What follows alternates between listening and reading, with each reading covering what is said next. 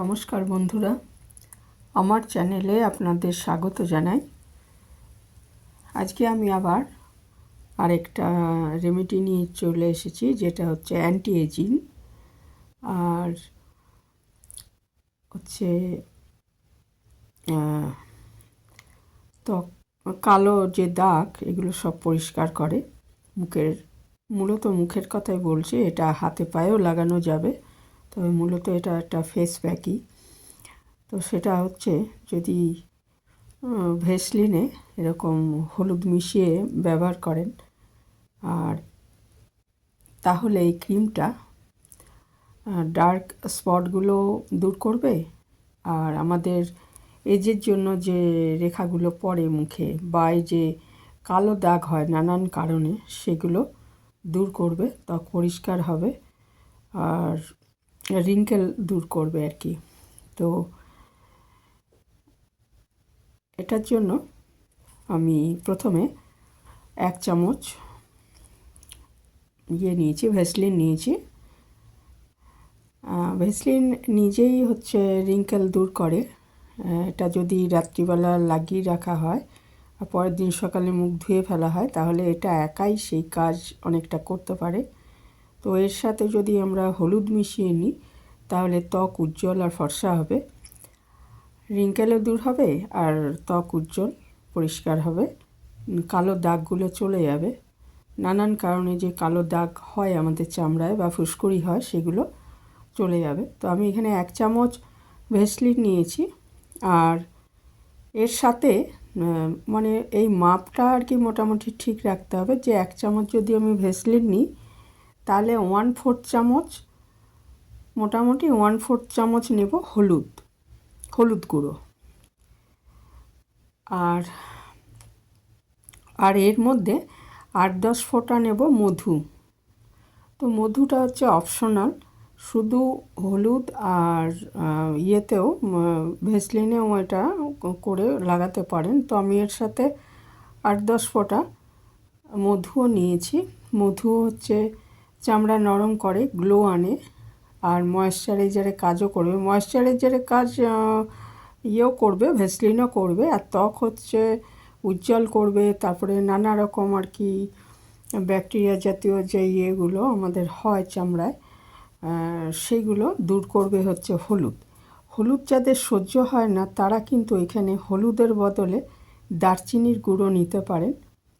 কারণ হলুদ অনেকের অ্যালার্জিক রিয়াকশান হয়, তাদের জন্য বলছি। না হলে তো হলুদ ভীষণই ভালো, হলুদ আর ভেসলিন মিশিয়ে করতে পারলেই সবচেয়ে ভালো হয়।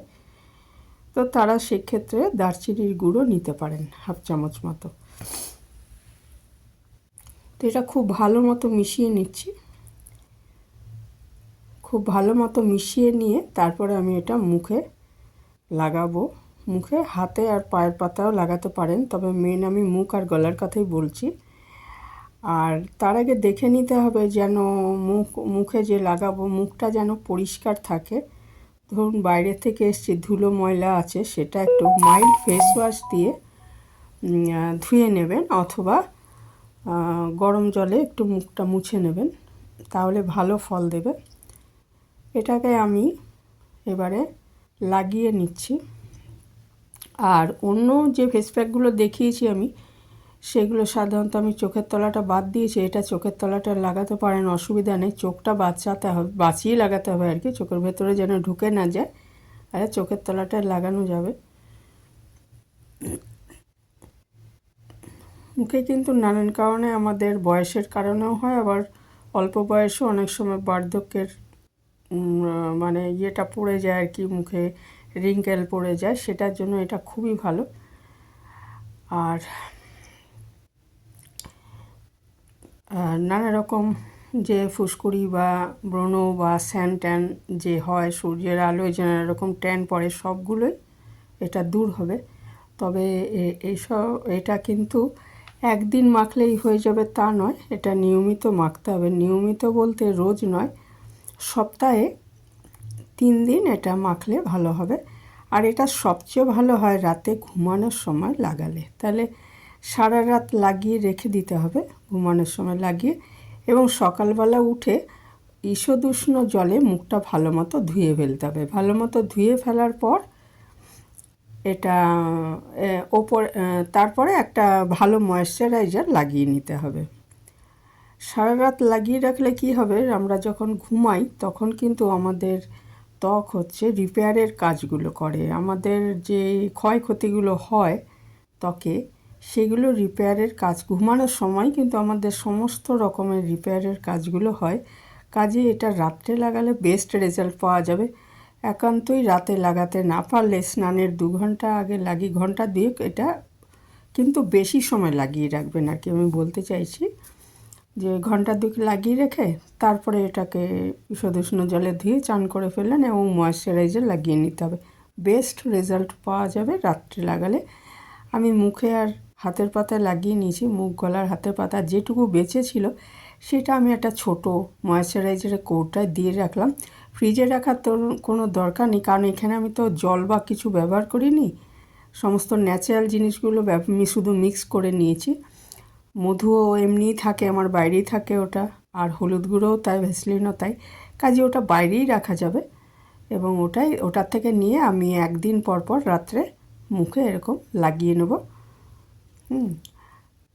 লাগিয়ে সারা রাত রেখে দেবো এবং পরের দিন ঈষদুষ্ণ জলে এটা ধুয়ে ফেলে ময়েশ্চারাইজার লাগাবো।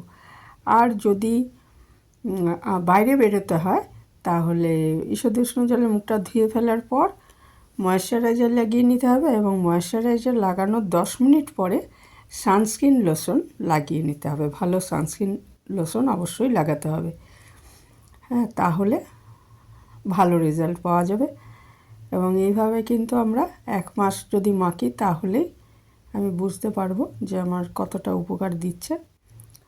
আর ওইটাই বললাম যে অ্যালার্জি টেস্ট, এসব জিনিস মাখতে হলে কিন্তু অ্যালার্জি টেস্ট করে নেওয়ার দরকার। অর্থাৎ হাতে আগে লাগিয়ে নেবেন, লাগিয়ে 15 মিনিট রেখে সেটা ধুয়ে ফেলবেন। দেখবেন যে চুলকাচ্ছে কি না, কোনো অ্যালার্জিক রিয়াকশান হচ্ছে কি না, তাইলে আর মুখে মাখবেন না। আর না হলে কিন্তু এটা খুবই ভালো। আর হলুদে যাদের অ্যালার্জিক রিয়াকশান হয়, আমি যেটা বললাম যে দারচিনির গুঁড়ো দিতে পারেন ভ্যাসলিনের সঙ্গে, অথবা কফির গুঁড়ো দেবেন ওর বদলে। স্বাভাবিক হলুদ দিলে সেটার রেজাল্ট অন্যরকম হবে। তাই যে আমি বাকিটা আর কি একটা ময়েশ্চারাইজার কৌটায় রেখে দিচ্ছি। এটা আমি রোজ না, 1 দিন পর পর রাতে ব্যবহার করব। তো এই ছিল আমার আজকের একটা রেমেডি, খুবই ভালো, করে দেখতে পারেন। আর পরের দিন সকালে আমি মুখটা ধুয়ে নিয়েছি। এরপরে আমি ময়েশ্চারাইজার, খুবই সফট হয়ে গেছে ত্বকটা। আর আস্তে আস্তে আমি এগুলো বুঝতে পারবো, এই যে মানে যেসব একটু বয়সের কারণে যে হয় রিঙ্কেলগুলো, সেগুলো চলে যাবে আস্তে আস্তে। তা এখানেই শেষ করলাম। ভালো থাকবেন সবাই।